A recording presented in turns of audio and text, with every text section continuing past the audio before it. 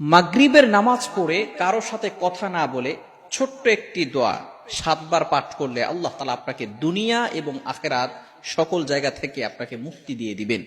অর্থাৎ এটা নবীজি সাল্লাল্লাহু আলাইহি সাল্লাম নিজেই আমাদেরকে জানিয়ে দিয়েছেন। আবু দাউদ শরীফের 5081 নম্বর হাদিসের ভিতরে রয়েছে, নবীজি সাল্লাল্লাহু আলাইহি সাল্লাম নিজে আমাদেরকে জানিয়ে দিয়েছেন, অনেক সময় আমরা কঠিন আযাবের ভিতরে পড়ে যাই, কঠিন গজবের ভিতরে আমরা পড়ে যাই, এগুলো সব কিন্তু আমাদের হাতের গুনাহ এবং আমাদের হাতের কামাই, আমাদের গুনাহের কারণেই আল্লাহ তাআলা আমাদের উপর আযাব গজব চাপিয়ে দেন।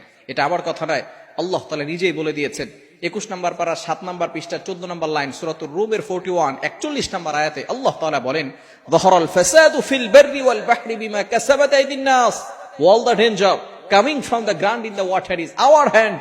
জলে স্থলে যে দুর্যোগ, মহামারী, বিপর্যয় ধেয়ে আসছে, এগুলো সব আমাদের হাতের কামাই। এজন্য এই গুনাহ থেকে আমাদেরকে সরে আসতে হবে এবং মাগরিবের নামাজের পরে ছোট্ট একটা দোয়া যদি আপনি